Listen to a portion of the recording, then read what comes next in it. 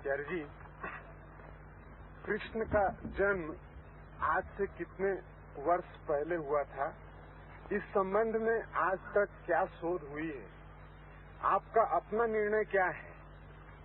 और क्या समाधिस्थ व्यक्ति इसका ठीक उत्तर नहीं दे सकता है?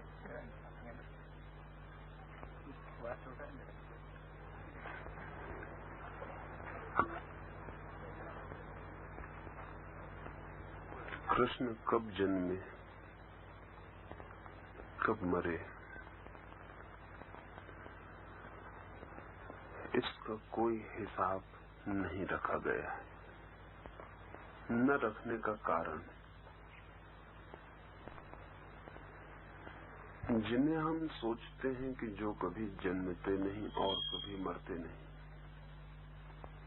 उनका हिसाब रखना हमने उचित नहीं माना।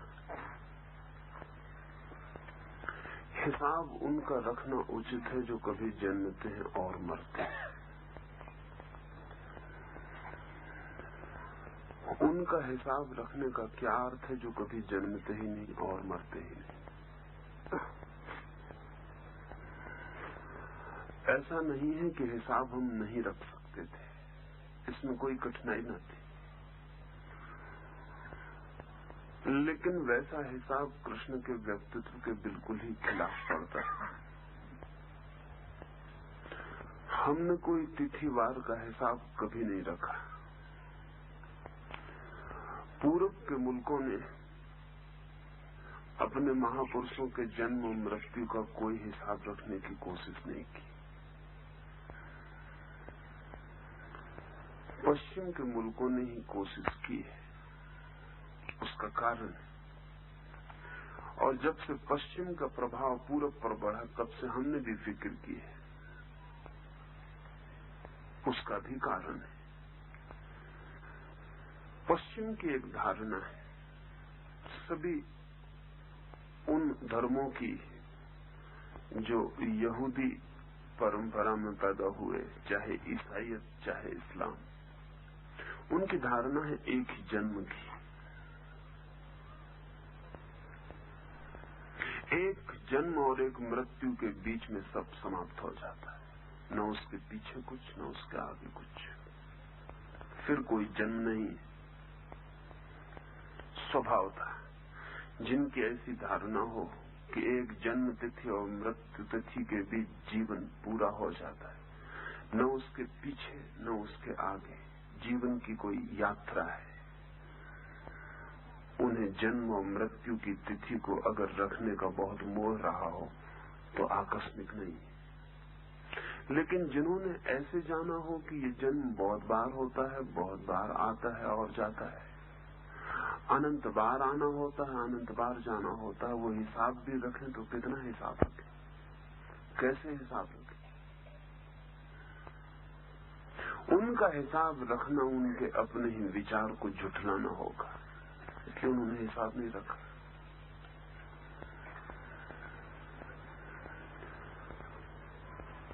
जानकर ही ये हुआ है,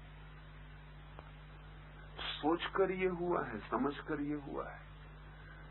हिसाब नहीं रख सकते थे ऐसी कोई कमी के कारण नहीं हुआ है।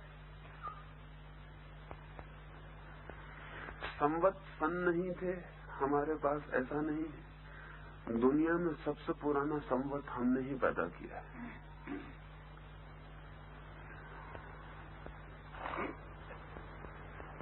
लेकिन जान के हमने ये बात छोड़ दी।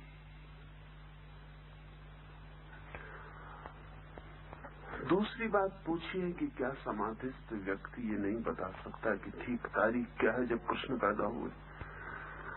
गैर समाधिस्थ बता भी दे, समाधिस्थ बिल्कुल नहीं बता सकता।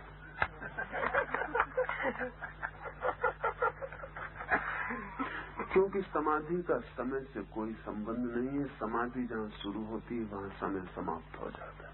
समाधि नॉन टेम्पोरल है, समय का उससे कोई वास्ता नहीं, वो कालातीत है। समाधि का अर्थ ही है समय के बाहर हो जाना, जहाँ घड़ी पल मिट जाते हैं, जहाँ परिवर्तन सो जाता है, जहाँ वही रह जाता है जो सदा से है, जहां अतीत नहीं होता, जहां भविष्य नहीं होता, जहां सिर्फ वर्तमान रह जाता है, जहां घड़ी के कांटे एकदम ठहर जाते हैं और नहीं चलते।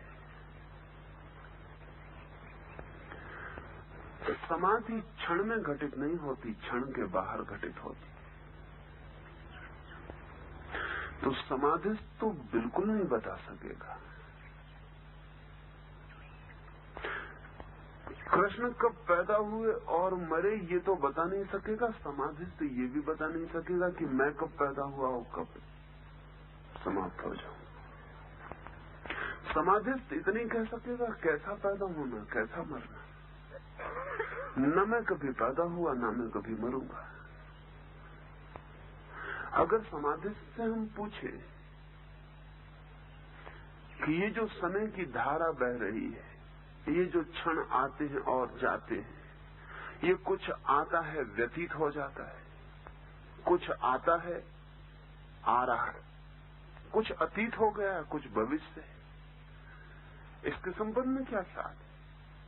तो समाधिस्थ कहेगा न कुछ आता है न कुछ जाता है, जो जहां है वही सब वहीं ठहरा है। जाने और आने का ख्याल, समय की धारणा गैर समाधिस्थ मन की धारणा है। टाइम एज सच, समय ही मन की उत्पत्ति है। जैसे हम मन के बाहर गए वहां कोई समय नहीं। इसे 2-3 बातों में समझने की कोशिश करें। समय मन की उत्पत्ति है जब हम कहते हैं तो बहुत कारणों से कहते हैं। पहला कारण तो ये है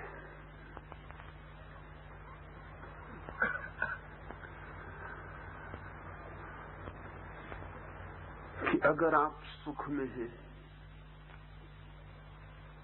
तो समय सिकुड़ जाता है, अगर आप दुख में हैं तो समय फैल जाता है। अगर आप किसी परिजन से मिल रहे हैं तो घड़ियां जल्दी भागती मालूम पड़ती हैं और किसी शत्रु से मिलती तो बड़ी मुश्किल से गुजरती मालूम पड़ती है। घड़ी अपने ढंग से कांटे घुमाए चली जाती है, लेकिन मन, अगर रात घर में कोई मर रहा है, मरणशैया पर पड़ा है, तो रात कटती हुई मालूम नहीं होती। रात बहुत लंबी हो जाती, ऐसा लगता है कि अब ये रात शुरू हुई तो समाप्त होगी कि नहीं होगी। घड़ी अपने ढंग से घूमती, लेकिन ऐसा लगता है आज घड़ी घूम रही है नहीं घूम रही, कांटे धीमे चल रहे हैं क्या। लेकिन कोई परिजन आ गया है, रात ऐसे बीत जाती है जैसे क्षण में बीत गई, और डर लगता है कि अब बीती जल्दी बीत रही। घड़ी जल्दी क्यों चल रही है? घड़ी जल्दी नहीं चलती, घड़ी अपने ढंग से चलती रहती, लेकिन मन की स्थितियों पर समय का माप निर्भर करता है। आइंस्टीन से लोग पूछा करते थे कि तुम्हारी ये रिलेटिविटी की, तुम्हारी ये जो सापेक्षता की धारणा है, ये हमें समझाओ। तो आइंस्टीन कहता था ये बड़ा कठिन है, और शायद जमीन पर 10-12 आदमी हैं जिनसे मैं बात कर सकता हूँ इस संबंध में, सभी से बात नहीं कर सकता। लेकिन फिर भी तुम्हारे समझ में आ सके ऐसा मैं तुम्हें उदाहरण देता हूँ कि अगर हम तुम्हें एक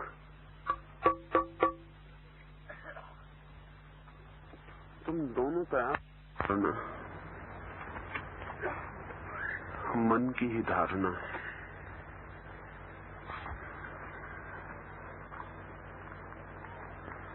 आइंस्टीन इसे समझाने को एक छोटा सा उदाहरण लिया करता था। वो कहता था कि अगर किसी आदमी को गर्म स्टोव के पास बिठा दिया जाए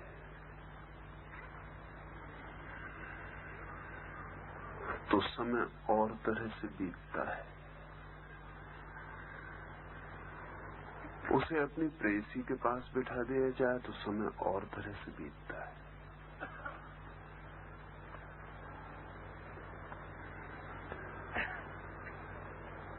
हमारा सुख, हमारा दुख हमारे समय की लंबाई को तय करता है। समाधि सुख और दुख के बाहर है। समाधि आनंद की अवस्था है, वहां कोई लंबाई ही नहीं रह जाती।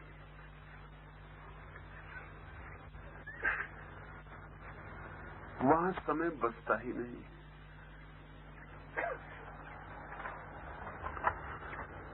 समाधि के क्षण में तो कोई नहीं कह सकता कि कृष्ण कब पैदा हुए, कब विदा हुए। समाधि के क्षण में तो कोई कहेगा कि कृष्ण है ही। उनका होना शाश्वत है, और कृष्ण का होना ही शाश्वत नहीं है, होना तो हमारा भी शाश्वत है। सब होना शाश्वत है।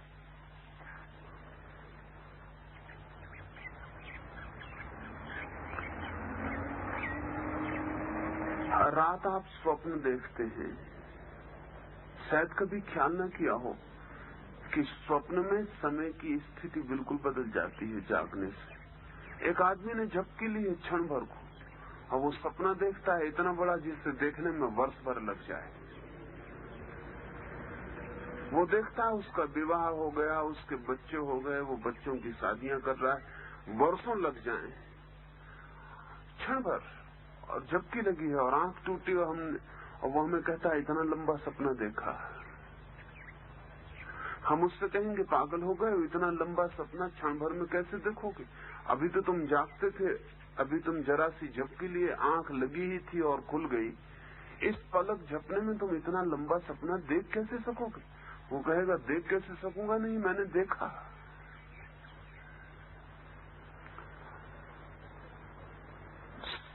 स्वप्न में मन बदल जाता है, इसलिए समय की धारणा बदल जाती है।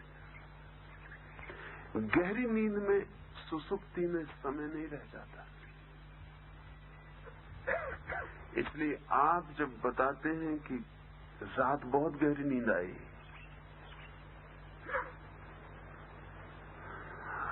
तब भी आप जो समय का पता लगाते हैं, वो समय का पता गहरी नींद से नहीं लगता। वो कब आप सोए और कब आप जागे, इन दो क्षणों के बीच में जो गुजर गया उसका हिसाब आप रख लेते हैं। लेकिन अगर आपसे कोई पूछे कि आपको बताया न जाए कि कब आप सोए और कब आप जागे, तो आप कितनी देर सोए, तो आप बता ना सकेंगे। मैं एक स्त्री को देखने गया, वो 9 महीनों से बेहोश है, और चिकित्सक कहते हैं वो 3 साल तक बेहोश रहेगी, और शायद बेहोशी में ही मरेगी। संभावना कम है कि उसका होश वापस आए। अगर 3 साल बाद वो स्त्री होश में आई, तो क्या बता सकेगी कि 3 साल बेहोश थी? इधर घड़ी हजारों बार घूम गई होगी, इधर कैलेंडर हजारों बार फट गया होगा, लेकिन वो स्त्री कुछ न बता सकेगी कि वो 3 साल बेहोश थी। सुसुप्ति में चित्त सो जाता है, इसलिए वहां भी समय का कोई बोध नहीं रह जाता। समाधि में चित्त खो जाता है, समाप्त हो जाता है, रहता ही नहीं। समाधि अचित्त, नो माइंड की अवस्था है।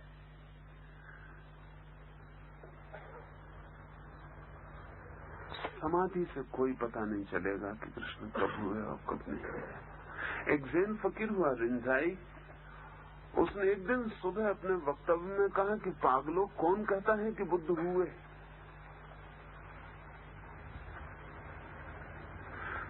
तो उसके सुनने वालों ने कहा आपका दिमाग तो ठीक है ना, आप और कहते हैं कौन कहता है बुद्ध हुए? बुद्ध के ही मंदिर में रहता है वो फकीर, बुद्ध की ही मूर्ति पर चढ़ाता है फूल,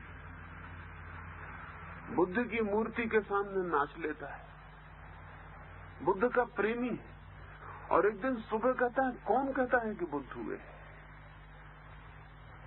तो लोगों ने कहा आप पागल तो नहीं हो गए? उस रिंझाई ने कहा पागल में था, क्योंकि हो तो वही सकता है जो एक दिन ना भी हो जाए, लेकिन जो सदा है उसके होने का क्या अर्थ?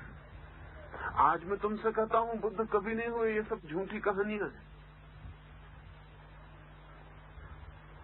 लोगों ने कहा शास्त्र कहते हैं कि हुए, चले इस पृथ्वी पर,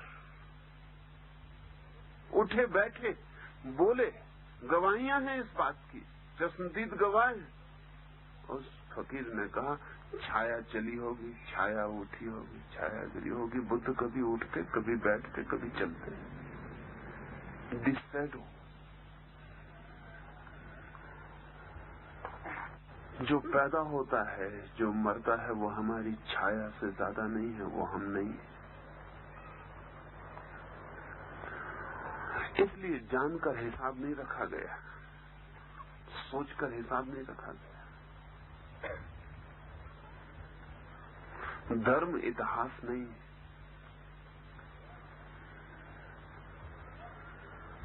इतिहास होता है उसका जो आता है जाता है, इतिवृत्त, शुरू होता है, समाप्त होता है, आदि होता है, अंत होता है। धर्म इतिहास नहीं, धर्म सनातन है।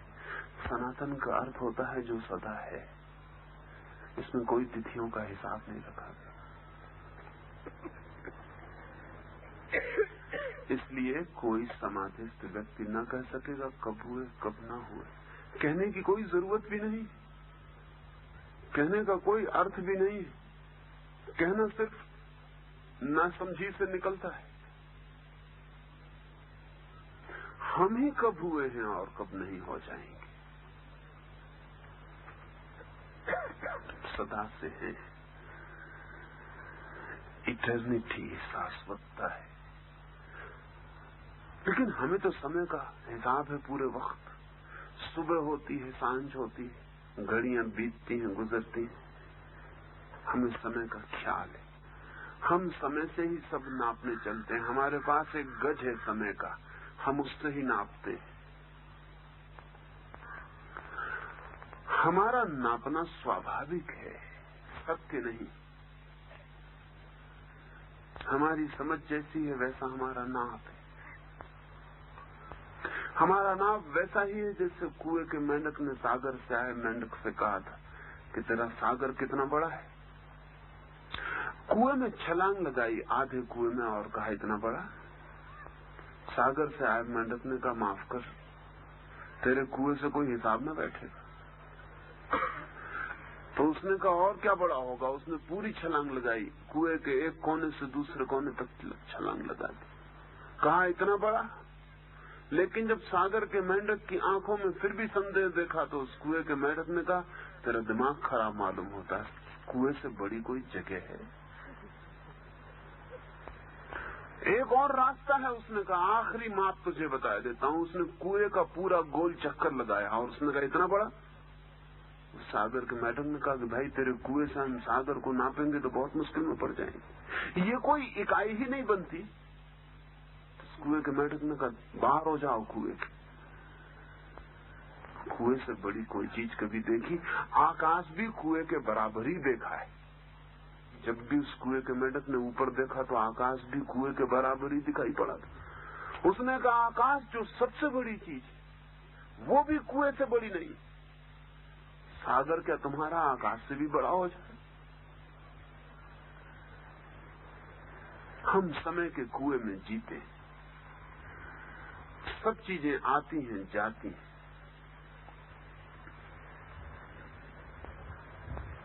सब चीजें बटी हैं। कुछ है जो अतीत हो गया, कुछ है जो भविष्य है, और बड़ा छोटा सा क्षण वर्तमान का है जो आता भी नहीं कि चला जाता है। तो हम पूछते हैं किस क्षण में कौन हुआ। हम किसी क्षण में अपने को अनुभव करते हैं किसी कुएं में कैद। इसलिए हम पूछते हैं कि वे किस कुएं में थे, किस क्षण की सीमा में थे। नहीं, न जीसस, न बुद्ध, न महावीर, न कृष्ण, नहीं कोई समय की सीमा में बांधे जा सकते। हम बांधते हैं वो हमारी सीमाओं का आग्रह है।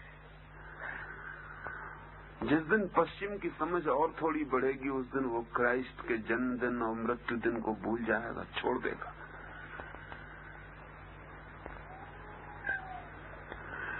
पूरब की समझ इस मामले में बहुत गहरी रही है।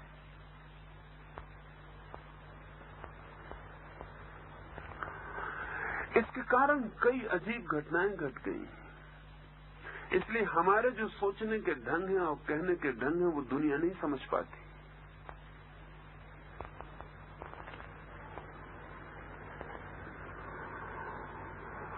अगर हम तीर्थंकरों की उम्र की बात पूछने जाएं तो कोई लाखों वर्ष जीता है, कोई करोड़ों वर्ष जीता है। अब ये कोई कैसे मानेगा? ये नहीं हो सकता। कोई हजारों फीट ऊंचा है, किसी का सिर आकाश को छूता है, ये कैसे हो सकता है? ये कोई मानेगा नहीं। मानने की बात भी नहीं, समझने की बात है। अगर कुएं का मेंढक बहुत ही हिम्मत करे तो वो क्या कहेगा? वो कहेगा 1000 कुएं के बराबर होगा। और क्या करे? लाख कुएं के बराबर होगा, करोड़ कुएं के बराबर होगा। कोई संख्या तो होनी ही चाहिए, कुएं से ही नापा जाना चाहिए सागर। तो जो अनादि है, जो सनातन है, उनको हम कहेंगे करोड़ वर्ष है उनकी उम्र, लेकिन वर्ष तो मौजूद रहेगा ही, उससे ही हम नापेंगे। जिनका ओर छोर नहीं तो हम कहेंगे जमीन पर उनके पैर होते हैं, सिर आकाश को छूता है, लेकिन फिर भी गज और फीट से ही नाप चलेगा। जो जानते थे उन्होंने ये सब मापदंड तोड़ दिए। उन्होंने कहा हम ये हिसाब भी छोड़ते, हम ये हिसाब रखते ही नहीं। बिना हिसाब के कृष्ण है। समाधिस्थ इस संबंध में इतना ही कहेगा, वो सदा है।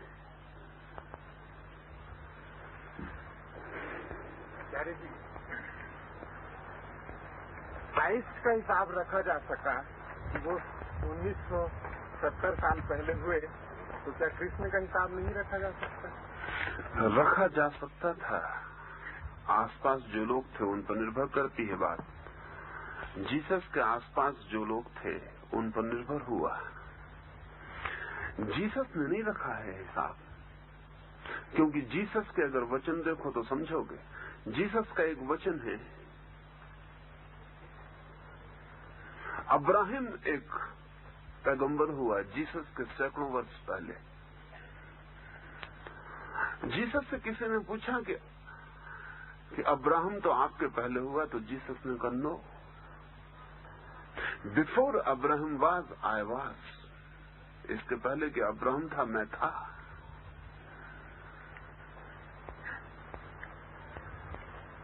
इसका क्या मतलब हुआ? जीसस ने तो टाइम तोड़ दिया, जीसस ने समय तोड़ दिया। अब्राहम तो सैकड़ों हजारों साल पहले हुआ, लेकिन जीसस कहता अब्राहम होने के पहले मैं था। लेकिन जो लोग थे उनके पास समय की एक धारणा थी। उन्होंने कोई सागर नहीं देखा था, उन्होंने कुआं देखे थे। उनको ये बात बड़ी मिस्टीरियस लगी होगी। उन्होंने कहा कि ठीक है, कहते हैं कुछ रहस्य की बात होगी, लेकिन वो समझे नहीं कि वो समय की धारणा तोड़ने की बात है। जीसस से कोई पूछता है कि तुम्हारे प्रभु के राज्य में खास बात क्या होगी, तो जीसस कहते हैं there shall be time no longer. एक खास बात होगी कि वहां समय नहीं होगा।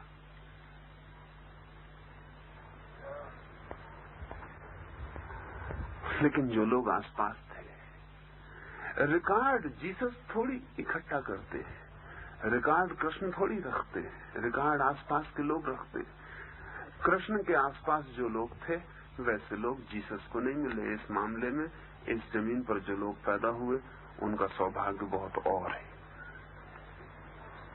कृष्ण के आसपास जो लोग थे वैसे लोग जीसस को नहीं मिले।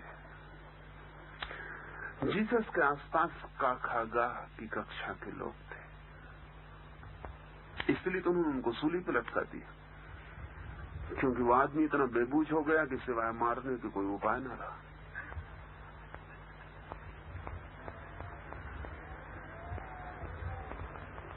हम कृष्ण को, महावीर को या बुद्ध को सूली नहीं दिए। इसका कारण ये नहीं है कि जीसस से कुछ कम खतरनाक लोग थे ये।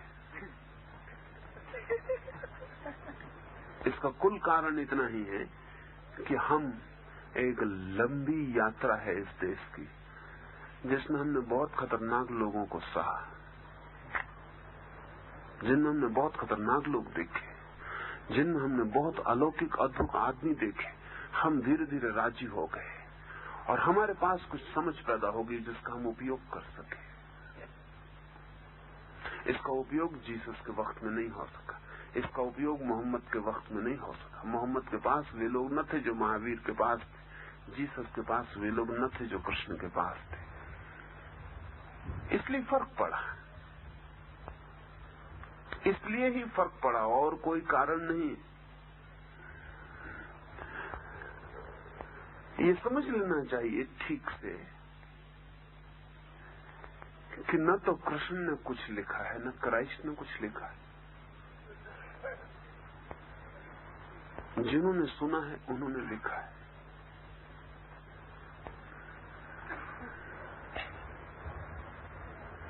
क्राइस्ट एक गांव में ठहरे हुए, भीड़ लगी है लोगों की उन्हें देखने, और तभी भीड़ में आवाज आती है कि रास्ता दो, जीसस की मां मिलने आ रही। तो क्राइस्ट हंसते हैं, वो कहते हैं मेरी कैसी मां, क्योंकि मैं पैदा कब हुआ।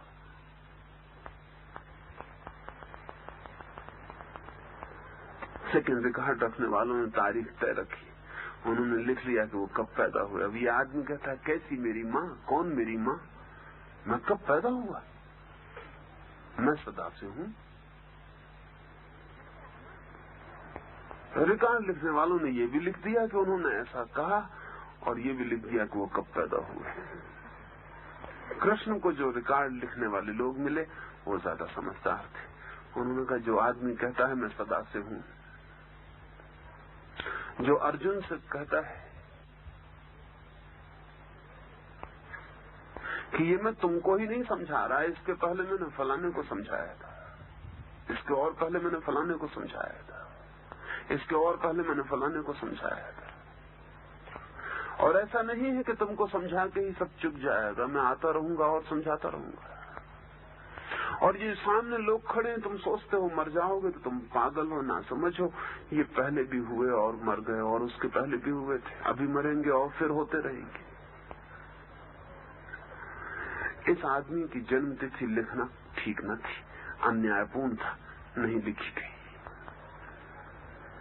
इतिहास खोज करेगा तो मुश्किल में पड़ेगा, क्योंकि हमने जान के रिकॉर्ड गंवाए, हमने सब उपाय किए हैं कि रिकॉर्ड बचाए ना जा सके, हमने सब उपाय किए हैं कि तिथि का कोई पता ही न रहे। उपनिषद किसने लिखे, वेद किसने लिखे, लेखक का नाम जान के गंवाया गया है, क्योंकि वो जो कह रहा था वो कह रहा था कि ये मैं नहीं कह रहा हूं, ये परमात्मा बोल रहा है, तो कोई जरूरत नहीं है, मुझे छोड़ा जा सकता है, मेरे बिना काम चल सकता है। पश्चिम ने रिकॉर्ड रखे। जीसस जगह जगह कहते हैं ये मैं नहीं बोल रहा हूं, वो परमपिता जो आकाश में है वही बोल रहा है, not I but my father speaks. लेकिन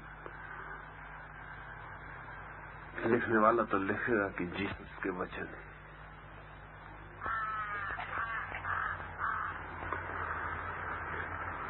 इस वजह से ये कोई कमी नहीं है इस देश की कि इस देश के पास कोई हिस्टोरिक सेंस नहीं है। ऐसा नहीं है कि इतिहास का कोई बोध नहीं है हमारे पास, लेकिन इतिहास के बोध को हमने जान के झुटलाया है, क्योंकि हमारे पास इतिहास के कुएं से भी बड़ा एक बोध है, इटर्निटी का, शाश्वतता का बोध है। हमें घटनाओं का उतना मूल्य नहीं है जितना घटनाओं के भीतर छिपी हुई आत्मा का मूल्य है। हमने इस बात की फिक्र नहीं की कि कृष्ण ने क्या खाया और क्या पिया, हमने इस बात की फिक्र की कि वो कौन था कृष्ण के भीतर जो खाने को भी देखता था, पीने को भी देखता था। हमने इसकी फिक्र नहीं की कि वो कब पैदा हुए और कब मरे, हमने इसकी फिक्र की कि वो कौन था जो पैदा होने में आया और मौत में विदा हुआ, वो कौन था जो भीतर था। हमने उस इनर मोस्ट स्पिरिट की, उस भीतरी अंतरात्मा की चिंता की। उसके लिए कोई तारीख अर्थपूर्ण नहीं।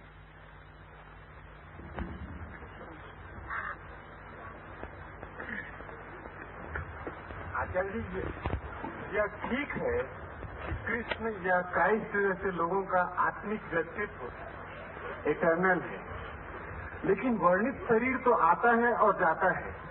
हम कृष्ण के वर्णित शरीर की काल गणना जानना चाहते हैं। कृष्ण लीलाएं कब हुई, महाभारत कब हुआ, यह स्थूल घटनाएं तो जानी जा सकती हैं। इसकी कुछ जानकारी हो। शरीर का जिनके लिए मूल्य है उनके लिए स्थूल घटनाओं का भी मूल्य है। शरीर को जो छाया समझते हैं उनके लिए कोई मूल्य नहीं रह जाता।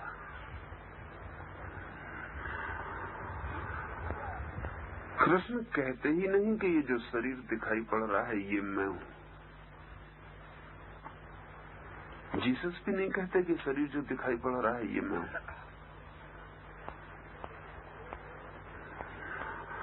वे खुद ही इंकार कर जाते हैं कि इसका ख्याल मत करना क्योंकि ये मैं नहीं हूं, और अगर इसका तुमने हिसाब रखा तो वो मेरा हिसाब नहीं होगा।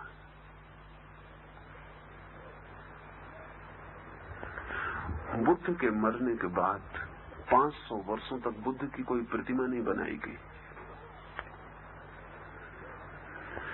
क्योंकि बुद्ध ने कहा था कि तुम मेरी प्रतिमा बनाना, इस शरीर की मत बनाना।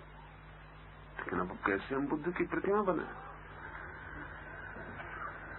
तो 500 वर्ष तक बुद्ध के मरने के बाद बुद्ध जिस वृक्ष के नीचे बैठते थे, बोधि वृक्ष, जहां वो घटना घटी जिससे वे बुद्ध हुए, उस वृक्ष का ही चित्र बना के जगह नीचे खाली छोड़ देते थे।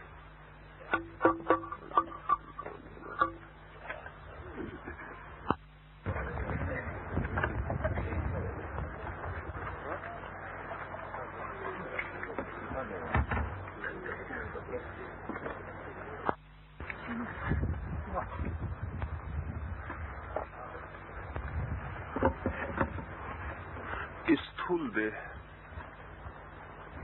छाया से ज्यादा नहीं है।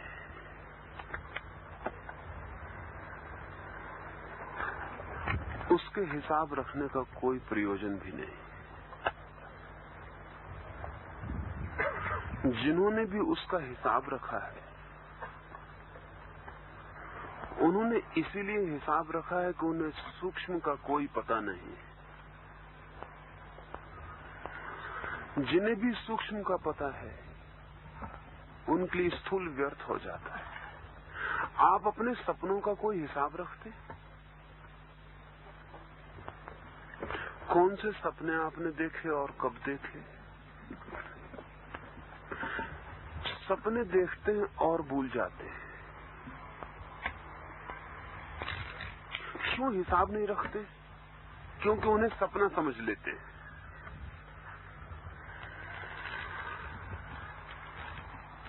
कृष्ण की जो जिंदगी हमें दिखाई पड़ती है वो सपने से ज्यादा नहीं।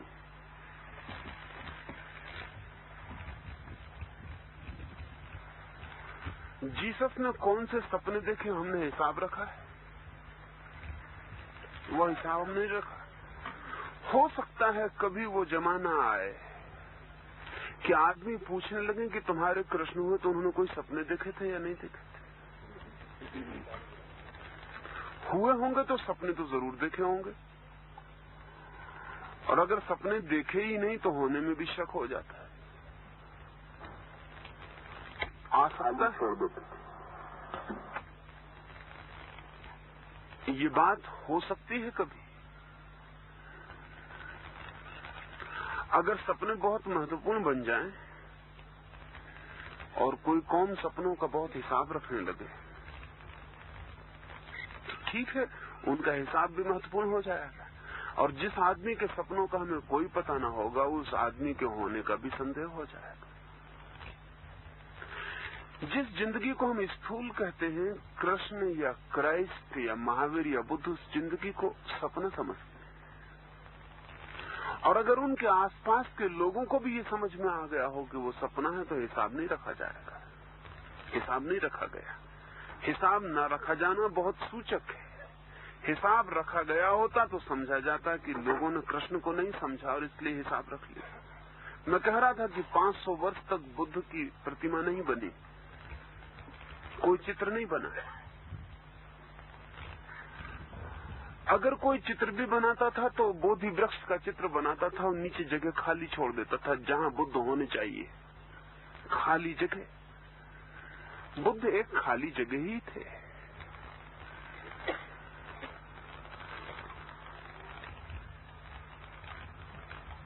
ये 500 साल बाद चित्र और मूर्तियां बनाई गई, क्योंकि 500 साल में वे लोग खो गए जिन्होंने समझा था कि बुद्ध की स्थूल जिंदगी तो सिर्फ सपना है, और 500 साल में वे लोग प्रमुख हो गए जिन्होंने कहा हिसाब तो रखना पड़ेगा। बुद्ध पैदा कब हुए, बुद्ध मरे कब, बुद्ध ने कहा क्या, उनकी शक्ल कैसी थी, उनका शरीर कैसा था, वो सब हिसाब बहुत बाद में रखा गया। ज्ञानियों ने हिसाब नहीं रखा। जब ज्ञानी खो गए तो अज्ञानियों ने हिसाब रखा। स्थूल शरीर का हिसाब अज्ञान से ही जन्मता है। और फिर इससे क्या फर्क पड़ता है कि कृष्ण ना भी हुए हों? कोई फर्क नहीं पड़ता। कृष्ण के होने से आपको क्या फर्क पड़ जाता है? कोई फर्क नहीं पड़ता। नहीं, लेकिन हम कहेंगे कि नहीं, अगर कृष्ण न हुए हो तो हमें फर्क पड़ जाएगा। क्या फर्क पड़ जाएगा?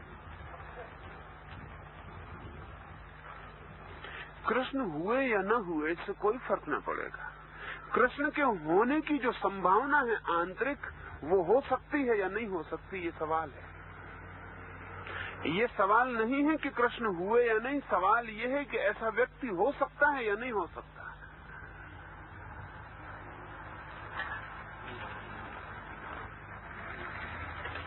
हो जाने से कोई फर्क नहीं पड़ता है। हो सकता है या नहीं हो सकता। अगर हो सकता है तो हुए तो भी कोई फर्क नहीं पड़ता, और अगर नहीं हो सकता है तो भी हुए हैं तो कोई फर्क नहीं पड़ता। समाधिस्थ चित्त को तो इससे कोई प्रयोजन नहीं है। अगर मुझसे कोई आके कहे कि वो हुए ही नहीं क्योंकि कोई रिकॉर्ड नहीं, तो मैं कहूंगा कि मानो कि नहीं हुए। हर्ज क्या है? सवाल ये है ही नहीं। महत्वपूर्ण सवाल ये है कि ऐसा आदमी संभव है, ऐसे आदमी की पॉसिबिलिटी है। अगर आपके मन को ये समझ में आ जाए कि ऐसा आदमी संभव है तो आपकी जिंदगी बदल सकती है। ये भी पक्का हो जाए, पत्थर मिल जाए लिखे हुए कि वो हुए, सारी कहानी मिल जाए, और आपका मन इस बात को मानने को राजी ना हो कि ऐसा व्यक्ति हो सकता है, तो आप कहेंगे कि नहीं। लिखा है पत्थरों पर, लिखा है किताबों में, लेकिन कहानी होगी, ये आदमी हो नहीं सकता क्योंकि इसकी संभावना नहीं है।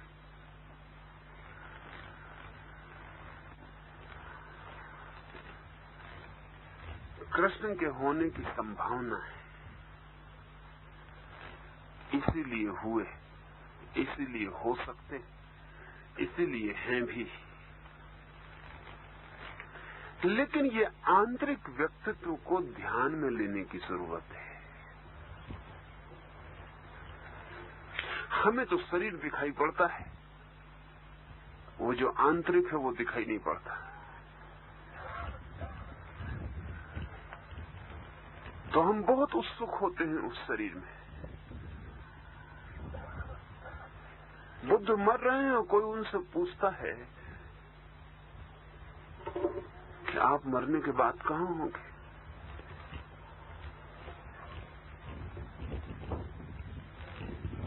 तो बुद्ध उससे कहते हैं कहीं भी नहीं, क्योंकि पहले भी मैं कहीं नहीं था।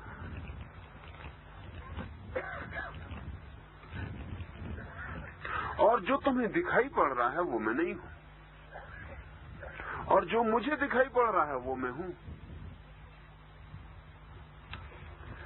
इसलिए बाहर की जिंदगी सिर्फ देखी गई एक कहानी और एक नाटक हो जाती, उसका कोई मूल्य नहीं है।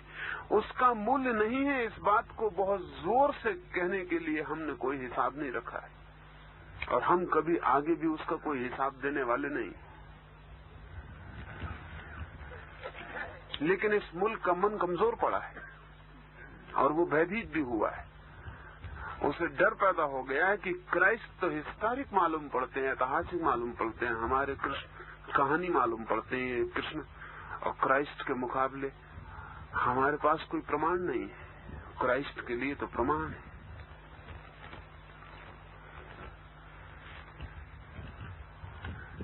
मुल्क का मन कमजोर हुआ है।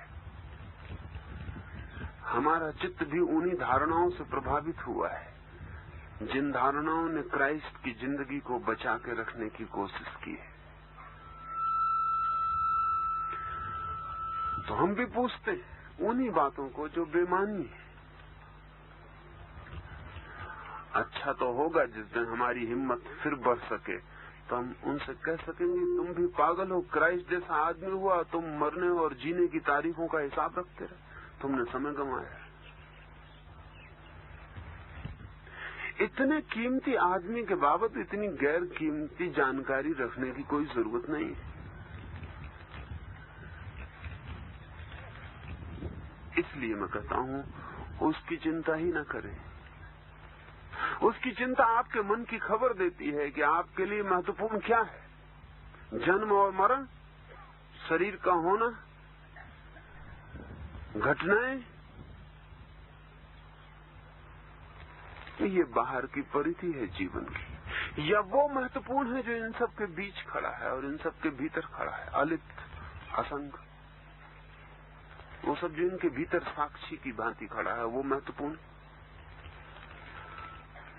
अगर आप भी मरने के क्षण में लौट के देखेंगे तो आपको पूरी जिंदगी जो बीत गई सपने में और आपकी जिंदगी में फर्क क्या रह जाएगा।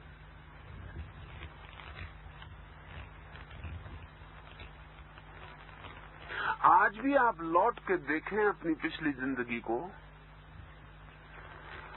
तो वो आप जिए थे सच में या सपना देखा था, इन दोनों में फर्क कैसे कर पाएंगे। आप कैसे तय कर पाएंगे कि सच में ही मैं ये जिया था जो मुझे याद आता है या मैंने सपना देखा था। च्वांग-त्से ने एक बहुत गहरी मजाक की।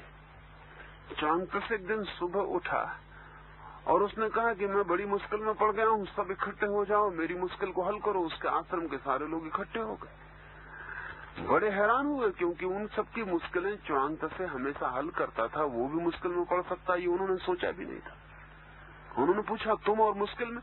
हम तो सोचते थे तुम मुश्किल के पार चले गए। च्वांग-त्से ने कहा मुश्किल ऐसी ही जिसको पार की मुश्किल कह सकते हो। उन्होंने कहा क्या है सवाल तुम्हारा? च्वांग-त्से ने कहा रात मैंने एक सपना देखा कि मैं तितली हो गया हूं और फूलों पर उड़ रहा हूं। तो उन्होंने कहा इसमें क्या मुश्किल, हम सभी सपने देखते हैं। च्वांग-त्से ने कहा मामला खत्म नहीं होता। सुबह मैं उठा मैंने देखा कि मैं फिर च्वांग-त्से हो गया हूं। अब सवाल ये है कि कहीं ऐसा तो नहीं है कि तितली सो गई हो और सपना देख रही हो कि च्वांग-त्से हो गई। अगर आदमी सो के सपना अगर आदमी सपने में तितली हो सकता तो तितली सपने में आदमी हो सकती। तो मैं तुमसे ये पूछता हूं कि असली क्या है? रात मैंने जो सपना देखा तितली होने का, वो च्वांग-त्से सपना देख रहा था या अब तितली सपना देख रही? अब मैं बड़ी मुश्किल में पड़ गया हूं। उस आश्रम के लोगों ने कहा यह हमसे हल ना हो सके, आपने तो हमें भी मुश्किल में डाल दिया। अभी तक तो हम निश्चिंत थे कि रात जो देखते हैं वो सपना है और दिन जो देखते हैं वो असलियत है। लेकिन च्वांग-त्से ने कहा पागलो, जब रात तुम जो देखते हो तो दिन जो देखा था वो भूल जाता है। उसी तरह जैसे दिन जब तुम जागते हो तो वो भूल जाता है जो सपना था। बल्कि एक और मजे की बात, दिन में जाग के रात का सपना तो थोड़ा याद भी रह जाता है, लेकिन रात में सपने में सोते वक्त दिन का जागा हुआ बिल्कुल याद नहीं रह जाता। अगर याददाश्त ही निर्णायक है तो रात का सपना ज्यादा असलियत होगा दिन के सपने से। और अगर एक आदमी सोया रहे और न जागे तो कैसे सिद्ध कर पाएगा कि जो वो देख रहा है वो सपना है? सपने में तो सपना सत्य ही मालूम होता है।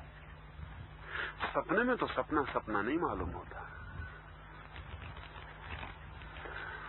असल में जिसे हम जिंदगी कहते हैं, जिसे हम स्थूल कहते हैं, वो कृष्ण जैसे व्यक्तित्व के लिए सपने से ज्यादा नहीं है। जो उनके पास थे उनकी भी समझ में आ गया कि वो सपना है, इसलिए कोई हिसाब नहीं रखा गया। ये जानकर हुआ है, ये होश पूर्वक छोड़ा गया रिकॉर्ड है। इसके छोड़ने में सूचना है, इंगित है कुछ कि इसका हिसाब तुम भी मत रखना, इस हिसाब में पढ़ना ही मत। इसमें पड़ जाओगे तो शायद उसका पता न चल सके जो हिसाब के बाहर खड़ा हंस रहा है।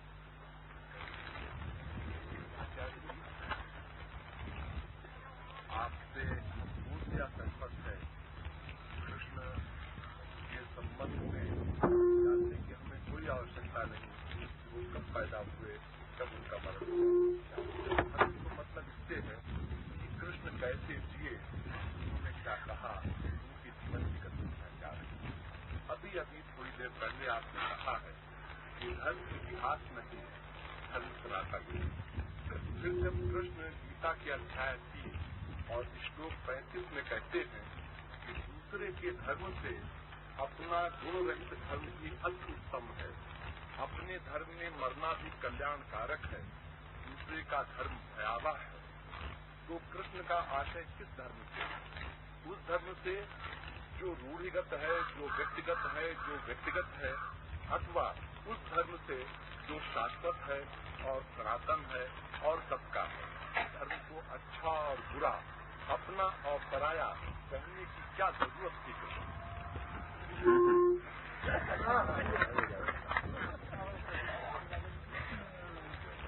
बहुत जरूरत थी। कृष्ण जब कहते हैं कि स्वयं के धर्म में मर जाना भी श्रेयस्कर है, स्वधर्मे निधनम श्रेय, और दूसरे के धर्म में मरना बहुत भयावह है, तो 2-3 बातें समझ लेनी जरूरी है।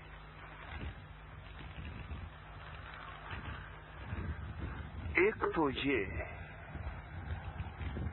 कि यहाँ धर्म से अर्थ हिंदू, ईसाई, मुसलमान, जैन का नहीं है।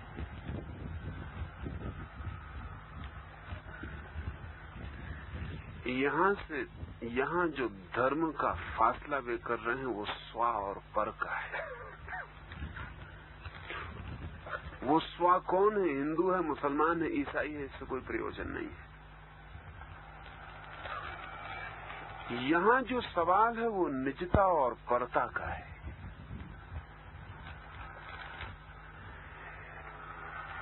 यहाँ वे ये कह रहे हैं कि तुम नकल में मत पड़ना, तुम किसी और के रास्ते पर मत चलने लगना, तुम किसी और को इमिटेट मत करने लगना, तुम किसी और का अनुकरण मत करने लगना, तुम किसी के अनुयायी मत हो जाना,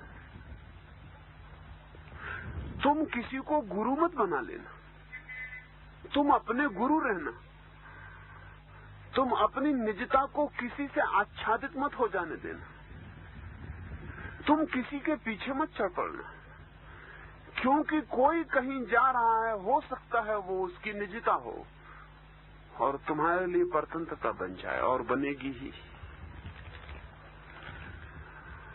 महावीर के लिए जो निजता है वो किसी दूसरे के लिए निजता नहीं हो सकती। क्राइस्ट के लिए जो मार्ग है वो किसी दूसरे के लिए मार्ग नहीं हो सकता। उसके कारण हम कहीं भी जाएंगे तो हम स्वयं होकर ही जा सकते हैं। पहुंचकर खो जाएगा स्व, लेकिन अभी है, और जिस दिन स्व खो जाएगा उस दिन पर भी खो जाएगा। उस दिन जो धर्म उपलब्ध होगा वो धर्म शाश्वत है, सनातन है। लेकिन अभी हम सागर की तरह नहीं, नदियों की तरह, अभी हर नदी को अपने रास्ते से जाना होगा सागर तक। सागर में पहुंच के नदियां भी खो जाएंगी, रास्ते भी खो जाएंगे। लेकिन ये बात नदियों से की जा रही, सागर से नहीं की जा रही। ये बात अर्जुन से की जा रही है, ये बात नदी से की जा रही है। कृष्ण नदी से कहते हैं अपना मार्ग छोड़ के दूसरी नदी के मार्ग पर मत पड़ जाना। दूसरी नदी का अपना मार्ग है, अपनी गति है, अपनी दिशा है। वो अपने मार्ग, अपनी गति, अपनी दिशा से सागर तक पहुंचेगी। और तू भी नदी है, तो अपना मार्ग, अपनी गति, अपना रास्ता बनाना और सागर तक पहुंच जाना। नदी है तो सागर तक पहुंच ही जाएगी। कोई नदी बंधे बंधाए रास्तों पर नहीं चलती, कोई जीवन बंधे बंधाए रास्तों पर नहीं चल सकता। और जब भी हम दूसरे का अनुकरण करेंगे तब हमारे लिए बंधा बंधाया रास्ता रेडीमेड मिल जाता है। तब हम आत्मघाती शुरू हो जाते हैं, तब हम अपने को मारने लगते हैं और दूसरे को ओढ़ने लगते हैं। अगर कोई मेरे पीछे चलेगा तो वो अपने को मारेगा। उसे ध्यान मुझ पर रखना पड़ेगा। जो मैं करता हूं वैसा वो करे, जैसा मैं जीता हूं वैसा वो जिए, जैसा मैं उठता हूं वैसा वो उठे। वो अपने को मारेगा, मुझे ओढ़ेगा, और मुझे कितना ही ओढ़ ले तो भी मैं उसके लिए वस्त्र से ज्यादा नहीं हो सकता। मैं वस्त्री रहूंगा। गहरे गहरे में तो वो वही रहेगा जो है, गहरे में तो वो वही रहेगा जिसने ओढ़ा है। वो नहीं हो सकता जो ओढ़ा गया है। वो ओढ़ने वाला तो भीतर अलग ही खड़ा रहेगा। तो कृष्ण जब कहते हैं स्वधर्मे निधनम श्रेया, तो वो ये कहते हैं अपने ढंग से मर जाना भी श्रेयस्कर है, दूसरे के ढंग से जीना भी श्रेयस्कर नहीं। क्योंकि दूसरे के ढंग से जीने का मतलब ही जिए हुए मरना है। अपने ढंग से मरने का अर्थ भी नए जीवन को खोज लेना है। अगर मैं अपने ढंग से मर सकता हूं और मरने में भी निजता रख सकता हूं, तो मेरी मौत भी ऑथेंटिक हो जाएगी, प्रमाणिक हो जाएगी। मेरी मौत है, मैं मर रहा हूं। लेकिन हमने अपनी जिंदगी को भी उधार और बारोट कर लिया, वो भी ऑथेंटिक नहीं है। तो कृष्ण कहते हैं जीवन में तो प्रमाणिक होना, और प्रमाणिक होने का एक ही अर्थ है कि निजता को बचाना। चारों तरफ से हमले होंगे, चारों तरफ से लोग होंगे जो चाहेंगे कि आओ मेरे पीछे आ जाओ। असल में अगर कोई और मेरे पीछे चले तो मेरे अहंकार को बड़ी तृप्ति मिलती। अगर एक चले तो, दो चले तो, 10 चले तो, लाख चले तो बड़ी तृप्ति मिलती। तब मुझे लगता है कि मैं कुछ ऐसा हूं जिसके पीछे चलना पड़ता है। मैं कुछ हूं, और जो भी मेरे पीछे चलेगा उसे मैं गुलाम बनाना चाहूंगा, उसे मैं पूरी तरह गुलाम बनाना चाहूंगा। उस पर मैं अपनी आज्ञा, अपना अनुशासन पूरा थोप देना चाहूंगा। मैं उसकी स्वतंत्रता जरा सी भी बचने न देना चाहूंगा, क्योंकि उसकी स्वतंत्रता मेरे अहंकार को चुनौती होगी। तो मैं चाहूंगा वो मिट जाए, मैं ही उस पर आरोपित हो जाऊं। सभी गुरु यही करेंगे। और जब कृष्ण ये कह रहे हैं तो बहुत अद्भुत बात कह रहे हैं, जो कि गुरु कहने की हिम्मत नहीं कर सकता, सिर्फ मित्र कर सकता है। इसलिए ध्यान रहे, कृष्ण अर्जुन के गुरु नहीं है, सिर्फ सखा है। और कभी भी गुरु की जगह खड़े नहीं होते, सिर्फ मित्र की जगह खड़े होते। गुरु सारथी बन के नहीं बैठ सकता था। गुरु कहता मैं बैठूंगा रथ में, तू सारथी बन। गुरु कहता मैं और लगाम पकड़ूं और घोड़ा चलाऊं, मैं बैठूंगा रथ में, तू घोड़ा बन, तू लगाम बन। कृष्ण बैठ सके सारथी बन के, बड़ी अद्भुत घटना है। ये घटना ये कहती है कि नाता मित्रता का है। मित्रता में नीचे और ऊपर कोई नहीं होता।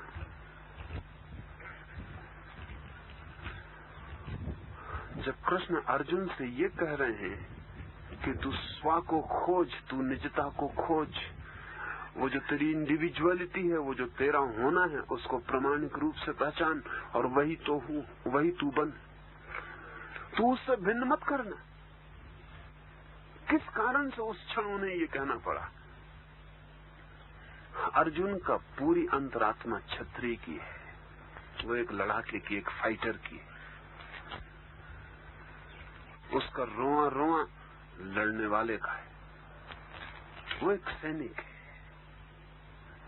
बातें वो सन्यासी की कर रहा है, बातें वो कर रहा है सन्यासी की, बातें वो भगोड़े की कर रहा है, योद्धा की नहीं है। वो लड़ने वाला। अगर वो जंगल में भी सन्यास लेके बैठ जाएगा और उसे सिंह दिखाई पड़ेगा तो भजन नहीं करेगा, जूझ जाएगा। वो आदमी न तो ब्राह्मण है, वो न आदमी वैश्य, न वो आदमी शूद्र है, न वो श्रम करके आनंद पा सकता है, न वो ज्ञान की चर्चा करके आनंद पा सकता है, न वो धन कमा के आनंद पा सकता है। उसका आनंद चुनौती में, उसका आनंद कहीं जूझ जाने में।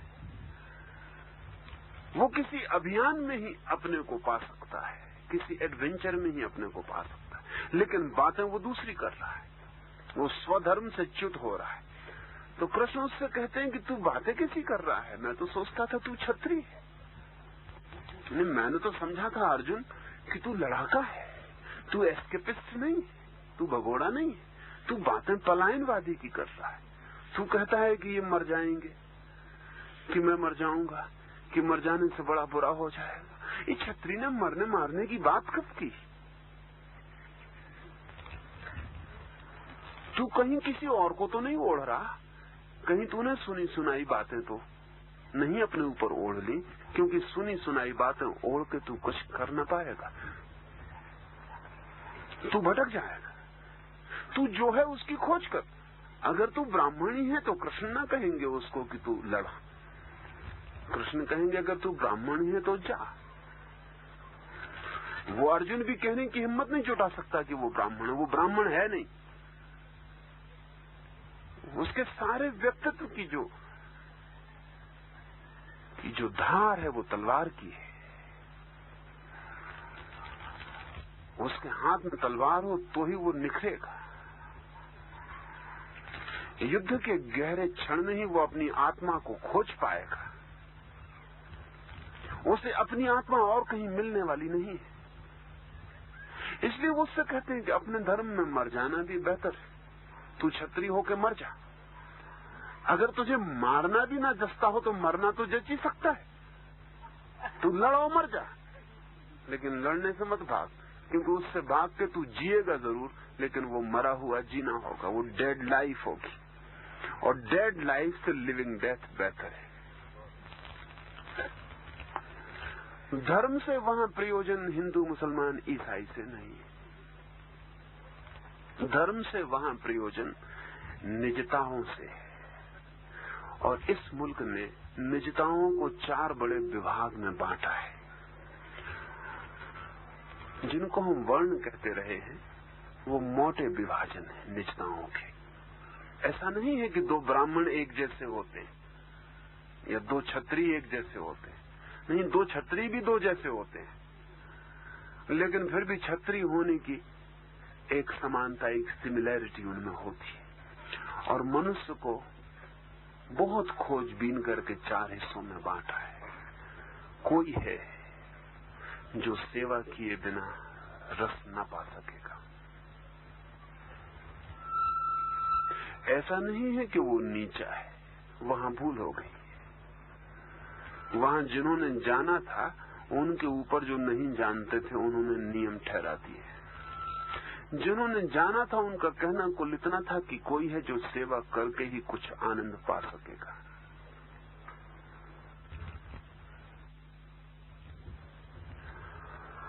उससे उसकी सेवा छीन ली जाए, वो आनंद रिक्त हो जाएगा, उसकी आत्मा खो जाएगी।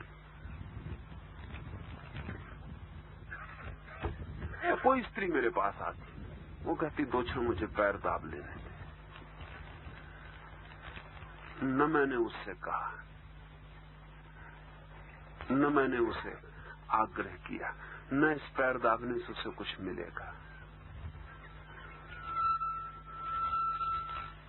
लेकिन उसे क्या हो रहा है? वो पैर दाब के जरूर कुछ पाएगी, मुझसे कुछ मिलेगा नहीं। अपनी आत्मा पाएगी, मुझसे कुछ नहीं मिल सकता। लेकिन अगर उसका सेवा उसका रस है तो वो अपनी आत्मा पाएगी, वो अपनी निजता पाएगी।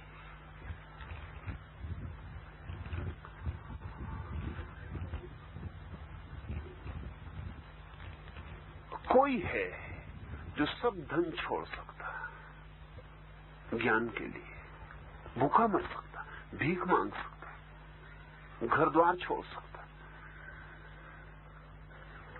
हमें बड़ी हैरानी होगी। एक वैज्ञानिक है, वो एक जहर को अपनी जीभ पर रख सकता है इस बात का पता लगाने के लिए कि क्या आदमी इससे मर जाता। मरेगा, लेकिन ब्राह्मण है वो, ज्ञान की उसकी खोज है। वो अपनी आत्मा को पालेगा, जहर को जीभ पे रख के जान लेगा कि हाँ इससे आदमी मर जाता। इसको शायद कहने को भी ना बचे वो, या हो सकता है कह पाए किसी तरह, या कुछ जहर तो ऐसे हैं कि जिनको वो कह ना पाएगा, लेकिन उसका मर जाना ही कह देगा। इससे भी वो तृप्त होगा, इससे भी वो अपनी आत्मा को पालेगा। हमें बड़ी हैरानी होगी कि पागल है यह आदमी। हजार सुख थे इस दुनिया में, उन्हें छोड़ के जहर की जांच करने गया। कोई और रास्ता न था, कुछ और जांच नहीं कर सकता था। जांच ही कर लेनी थी तो कुछ और कर लेता। इसे क्या हो गया? इसके चित्त की जो धारा है वो जानने की, इसे सेवा से कोई रस न मिलेगा। इसे कोई कितना ही कहे कि पैर दबाने से किसी के मुझे बहुत रस आता है, ये कहता है कि अगर तुम्हें आता हो तो तुम मेरे पैर दबा दो, बाकी मैं तो नहीं, तो मुझे कुछ नहीं आता। इसकी समझ के बाहर पड़ेगा। कोई है जो कि किसी युद्ध के क्षण में, वो युद्ध चाहे किसी भांति का हो, किसी युद्ध के क्षण में ही वो अपनी पूरी चमक को पा लेता है। उसकी पूरी चमक युद्ध के क्षण में ही निखरती।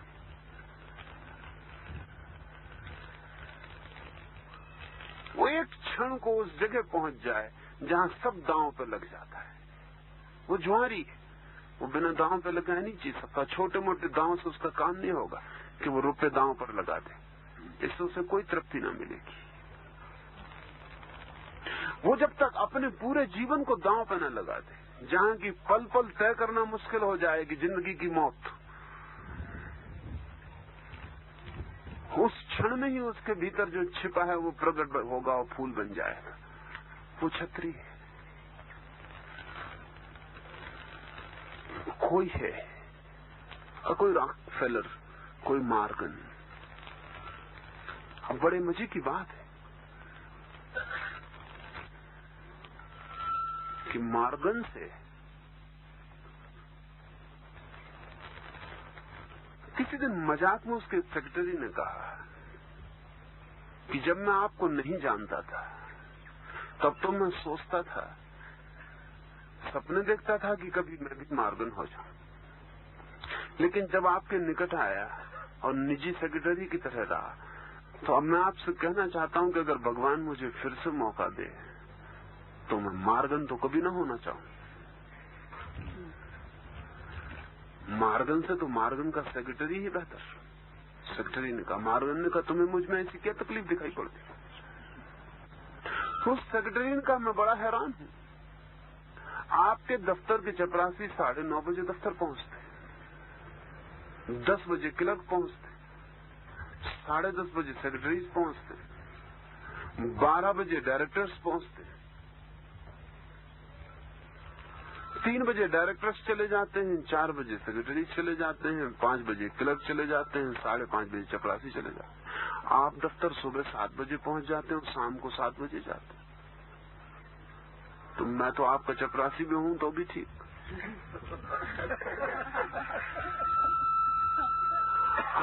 आप ये क्या कर रहे हैं? मॉर्गन को वो आदमी ना समझ सकेगा। मार्गन के पास वैश्य का चित्त है। वो तृप्त हो रहा है, वो अपनी आत्मा को खोज रहा है। वो हंसता है, वो कहता है चपरासी हो के 9:30 बजे आने में कहाँ वो आनंद जो मालिक हो के सुबह 7 बजे आने।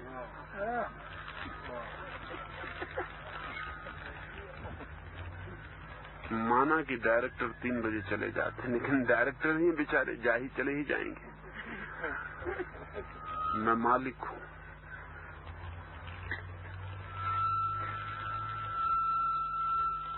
अब ये व्यक्ति किसी गहरी मालकियत में ही तृप्त हो सकता है। इस मुल्क ने हजारों लाखों व्यक्तियों का हजारों साल के अध्ययन के बाद ये तय किया था कि आदमी 4 मोटी विभाजन में बांटे जा सकते। इस विभाजन में कोई नीचा ऊपर न था, कोई हायरार्की न थी। लेकिन बहुत जल्दी जो नहीं जानते थे उन्होंने हायरार्की तय कर दी कि कौन नीचा कौन ऊपर। उससे कष्ट खड़ा हो गया। वर्ण की तो अपनी वैज्ञानिकता है, लेकिन वर्ण व्यवस्था का अपना दंश है। वर्ण को व्यवस्था बनाने की जरूरत नहीं है। वो एक इंसाइट है, एक अंतर्दृष्टि है मनुष्य के व्यक्तित्वों में, और व्यक्तित्व ऐसे हैं। तो कृष्ण अर्जुन से ये कह रहे हैं कि तू ठीक से पहचान ले तू है कौन, और तू जो है उसी में मर,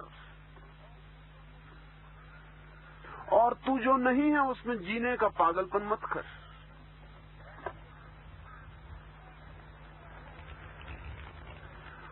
और इस स्व के होने में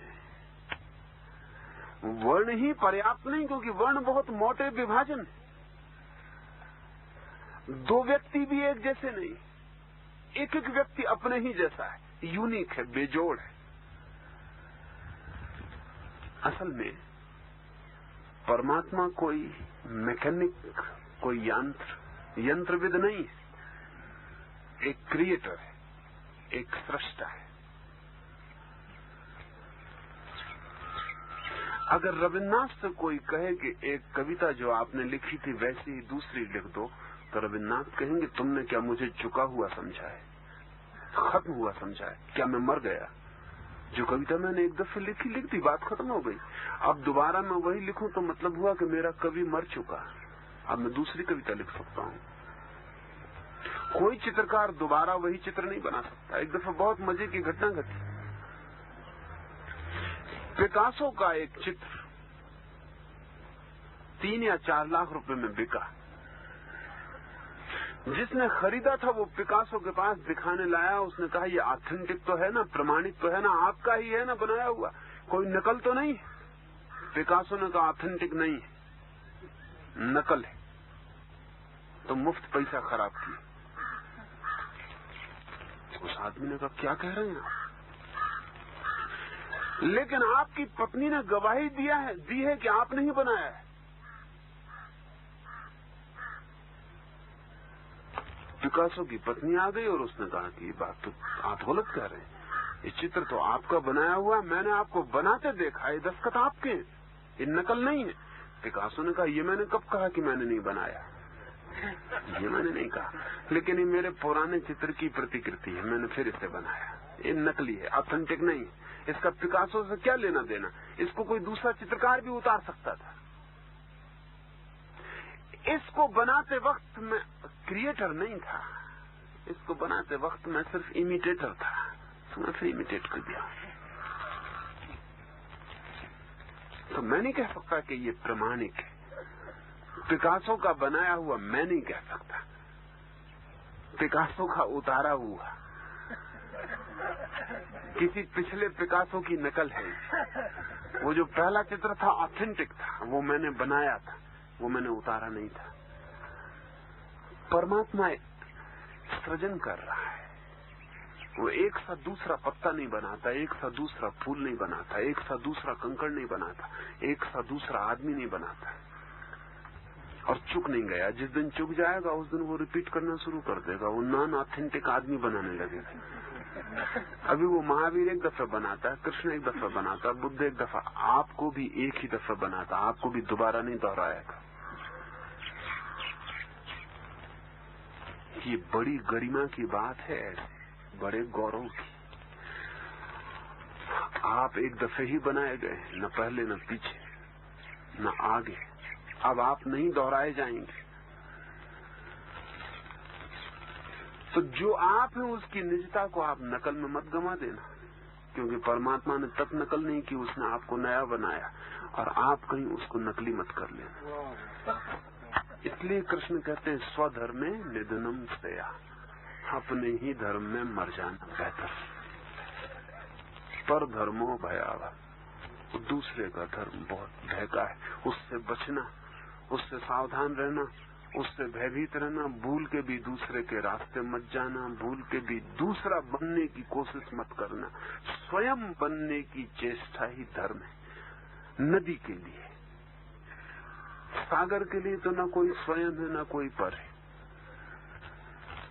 लेकिन वो सिद्धि की बात है। वो आखिरी जगह है जहां हम पहुंचते हैं। जहां से हम चलते हैं वो जगह नहीं है। जहां से हम चलते हैं वहां से हमें व्यक्ति की तरह चलना होगा। जहां हम पहुंचते हैं वहां हम अव्यक्ति हो जाते हैं। वहां न कोई स्व है न कोई पर है, लेकिन उस जगह पहुंचेंगे आप की तरह, पर की तरह वहां आप कभी न पहुंचेंगे। उसको ध्यान में रख के वो बात कही गई है।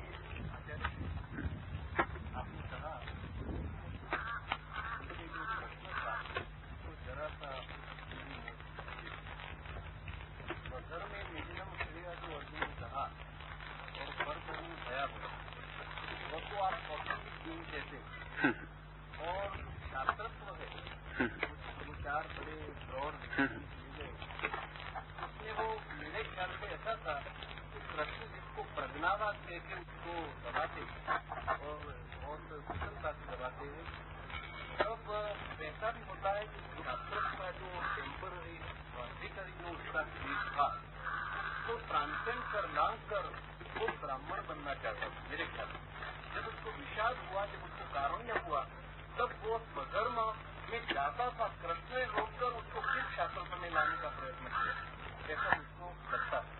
और फिर ये भी बात है कि कृष्ण, आप कहते हैं कि उनको छोड़कर, अर्जुन को स्वतंत्र छोड़कर उसको दबाते नहीं और वो उनको स्वतंत्र रखते हैं। गीता का जब प्रारंभ होता है तब धनंजय कृष्ण को कहता है, शिष्य से हम साथी हम काम प्रपन्न शिष्य बनकर कहता है। बाद में गीता की सारी धारा जब हमें गीता की पूर्णाहुति में ऐसा वाक्य मिलता है, करिष्ये वचनम तब अर्जुन और कृष्ण ने क्या क्या कृष्ण ने गुजारा होगा कि अर्जुन को ऐसा करना पड़ा कि करिष्ये वचनम तब वो गुरुडम हो गया, गुरु मानने लगा। और पहले भी शिष्य था, इसमें जो भी प्रोसेस हुआ उसमें भी आशीर्वाद में इसका मतलब ये भी हो सकता है कि वो प्रभावित गुरु नहीं थे। यूं युद्ध करवाने के लिए अर्जुन को प्रवृत्त कर सकते हैं कृष्ण, मगर ये भी तकलीफ मुसीबत हो जाती है कि अर्जुन का ऑथेंटिक जीव नहीं रह सकता, क्योंकि वो कृष्ण की बाधी हुई घाट पड़ती हुई अर्जुन की अमृत धारा कॉन्शियसनेस है वो समझ। इसमें दो तीन बातें समझनी चाहिए। एक,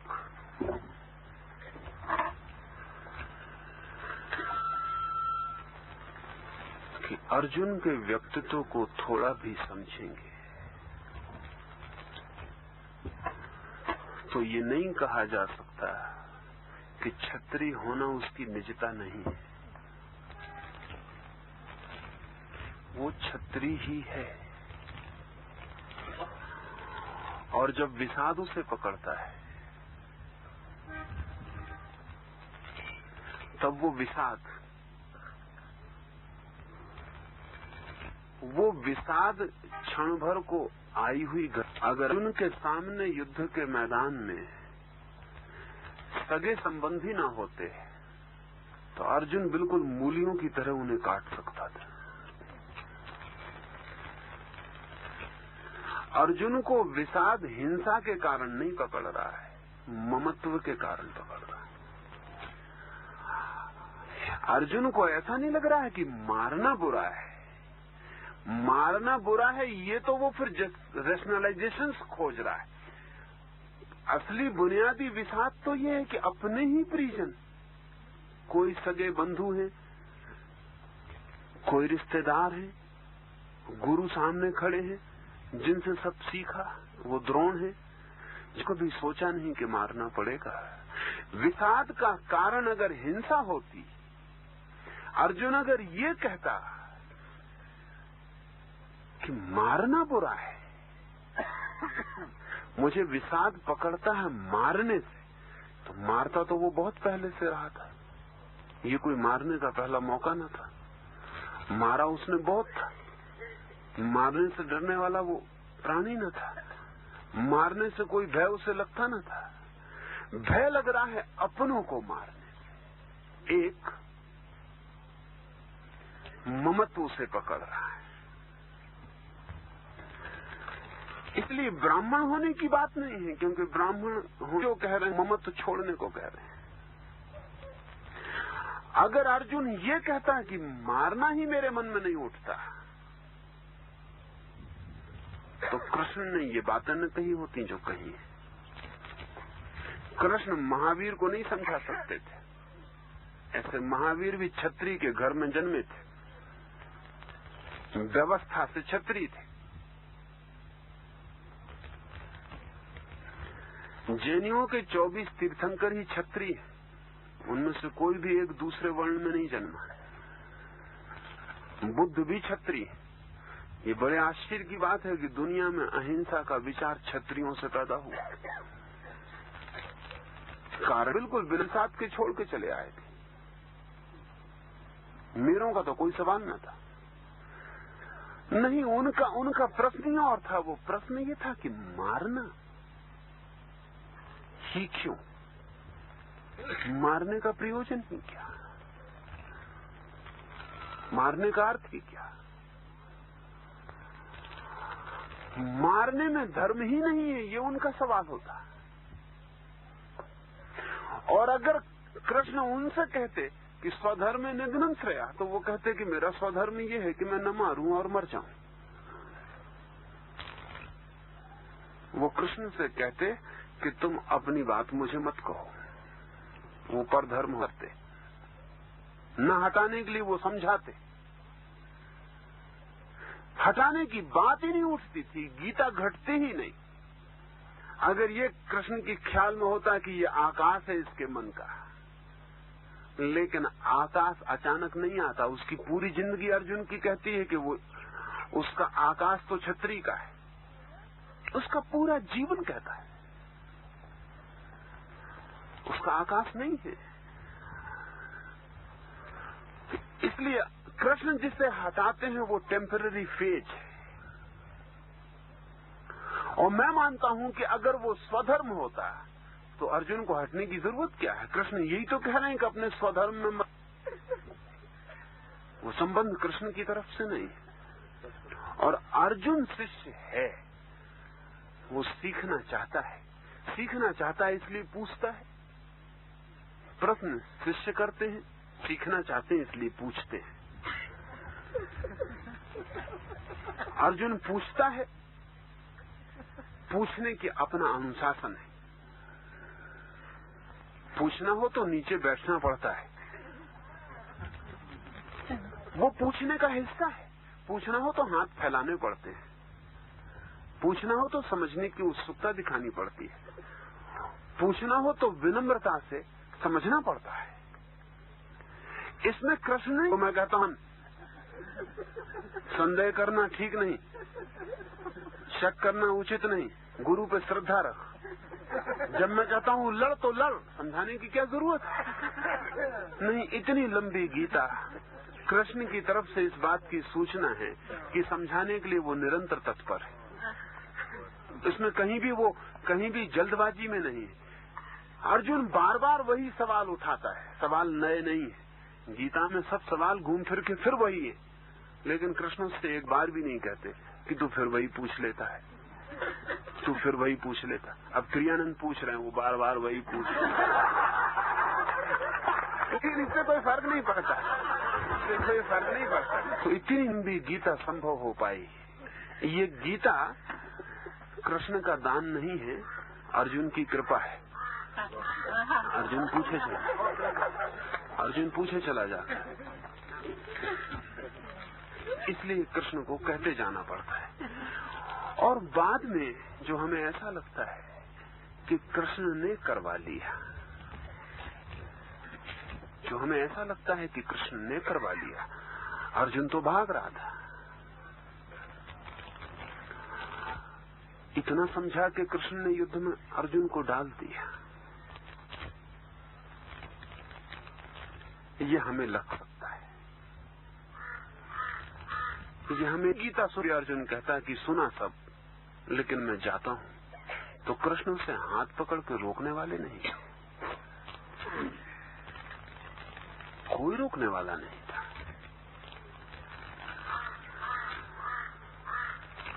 बड़े मजे की बात है कि कृष्ण ने युद्ध में भाग न लेने का निर्णय लिया है।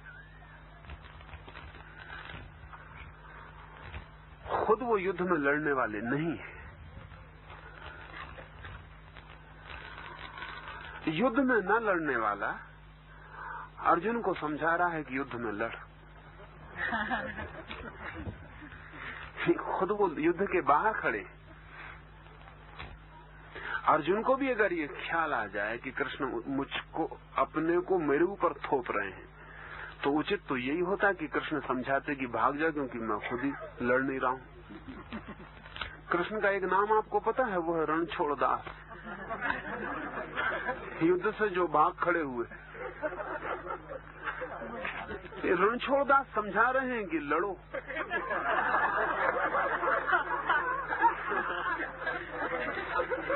अगर अपने को ही छोपना हो कृष्ण को, तो कहना चाहिए बिल्कुल ठीक, तू मेरा शिष्य हुआ, चलो हम दोनों भाग जाएं। नहीं, अपने को थोपने की बात जरा भी नहीं दिखाई पड़ती, क्योंकि कृष्ण, इसलिए हम ये ख्याल आ सकता है कि उन्होंने वही करवा लिया जो वो चाहते थे। लेकिन कृष्ण कुछ भी नहीं चाह रहे हैं, क्योंकि इस अचाह के कई अद्भुत कारण हैं। कृष्ण खुद अकेले लड़ रहे हैं अर्जुन की तरफ से, उनकी सारी फौजें लड़ रही दूसरी तरफ से। लड़ने वालों का ये ढंग नहीं है कि खुद की फौजें दुश्मन की तरफ से लड़े।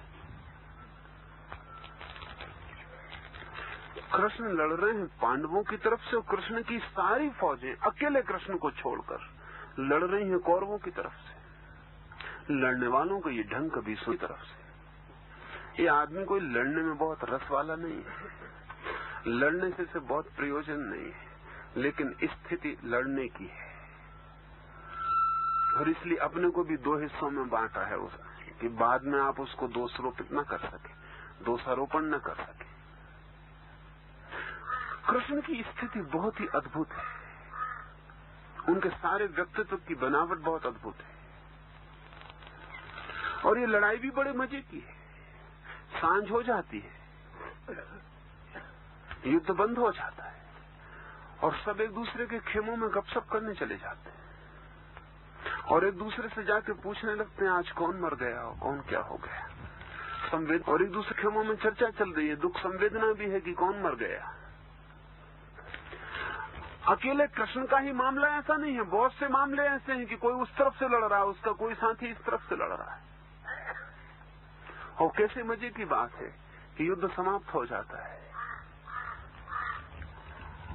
और कृष्ण ही सलाह देते हैं पांडवों को कि वो भीष्म से जाके शांति का पाठ ले लें। भीष्म से, जो उस तरफ से युद्ध का अग्रणी, उस तरफ से युद्ध का सेनापति है। युद्ध का जो सेनापति है दुश्मन की तरफ से, उससे शांति का पाठ लेने के लिए युद्ध असाधारण है। और इस युद्ध के मैदान पर खड़े हो गए योद्धा साधारण लड़ाई में गए हुए सैनिक नहीं है। इसलिए इसे गीता धर्म युद्ध कह पाती है। इस युद्ध को धर्म युद्ध कहने का कारण कृष्ण समझा बुझा के युद्ध नहीं करवा लेते। कृष्ण समझा बुझा के अर्जुन के क्षत्रिय होने को प्रकट कर देते। एक मूर्तिकार का मुझे स्मरण आता है। एक मूर्तिकार पत्थर छिड़ते जाते हैं, छेनी पत्थर काटती चली जाती है, फिर मूर्ति उघड़ने लगती है, फिर पूरी मूर्ति उघड़ जाती है, और फिर वो जो देखने आया है वो कहता है तुम अद्भुत कारीगर हो, तुमने जैसी मूर्ति बनाई ऐसे मैंने किसी को बनाते नहीं देखा। वो कहता है माफ करना, तुम कुछ गलत समझे, मैं मूर्ति को बनाने वाला नहीं हूँ, सिर्फ उगाड़ने वाला हूँ। इधर निकलता था, इस पत्थर में मुझे मूर्ति दिखाई पड़ी, तो जो गैर जरूरी पत्थर थे वो भर मैंने अलग किए। इधर से गुजरता था, मूर्ति मुझे दिखाई पड़ी इस पत्थर में, कि अरे इस पत्थर में एक मूर्ति छिपी, मैंने सिर्फ गैर जरूरी पत्थर अलग कर दिए। और मूर्ति का होना उसकी निजता है। ऐसा वो आदमी था, पर हमें तो लगेगा कि मूर्ति बनाई है। ये आदमी क्या कह रहा है कि बनाई नहीं, हमने बनाते देखी है, हमने छेनी से पत्थर काटते देखा है। लेकिन ये एक मूर्तिकार का कहना नहीं, बहुत मूर्तिकारों का कहना है कि उन्हें मूर्तियां पत्थरों में पहले दिखाई पड़ती हैं, फिर वो उन्हें उघाड़ते। पत्थर बोलते हैं मूर्तिकार से कि आओ इधर, इधर कुछ छिपा है, इसे उघाड़ दो। सभी पत्थर काम नहीं आते, सभी पत्थर बेमानी है। किसी पत्थर में जहां छिपा होता है उस निजता को उघाड़ा है। इसलिए पूरी गीता एक उघाड़ने की प्रक्रिया है। तो ये शब्द बहुत अद्भुत इस्तेमाल करते हैं, तो वो शब्द है अद्भुत। वही शब्द मैं आपको समर्पित करता हूँ, और मैं आपसे ही पूछता हूँ कि आप अद्भुत नहीं हैं। ये क्या ले आए हो? और अब तो मुझे ऐसा लगता है कि मैं भी अद्भुत हूँ। बस अभी बात करने दे, रखो मैं लूंगा ना भाई। अच्छा थोड़ा लेता हूँ, आया दो, पूरा नहीं भाई। रखो बोले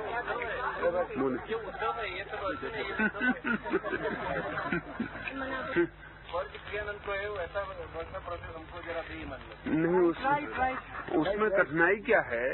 नहीं, उसमें कठिनाई क्या है कि आपको ही नहीं बहुतों को होगी, और फिर बहुत मुश्किल हो जाएगा। मुझे कठिनाई नहीं है। हाँ ऐसा रख लेंगे, ऐसा रख लेंगे। और हमारा क्वेश्चन आप तक पहुँचता ही नहीं है। आपने जो अभी की बात कही उसकी बहुत औचित्य था।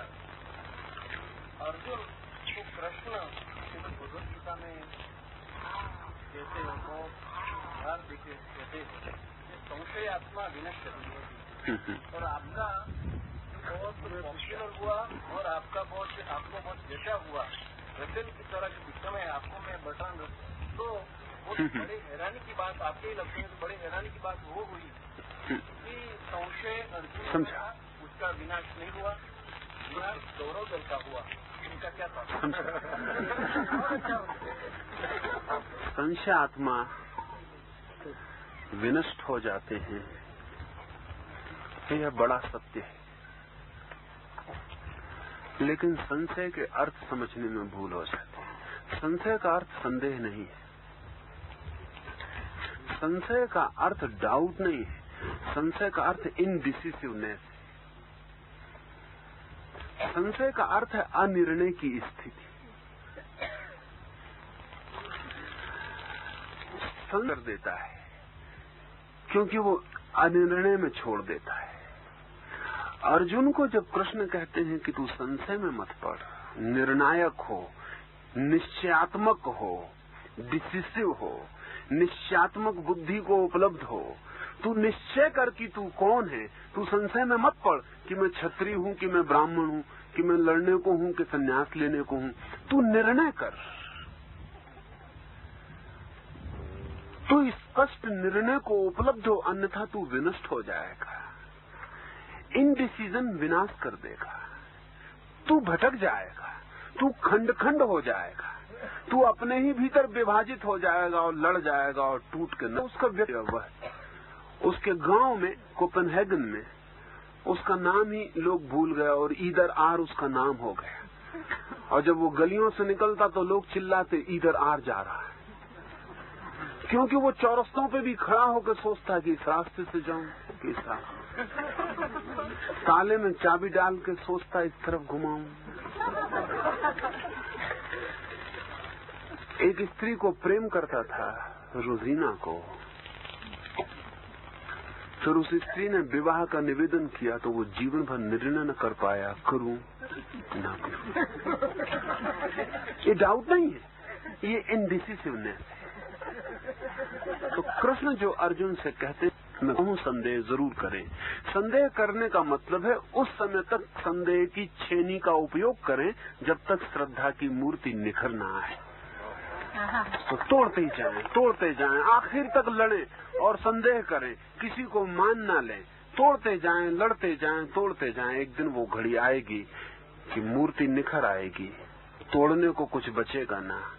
अब तोड़ना अपने को ही तोड़ना होगा, अब कुछ तोड़ने को ना बचा। मूर्ति पूरी प्रकट हो गई है, अब व्यर्थ पत्थर अलग हो गए, अब श्रद्धा उत्पन्न होगी।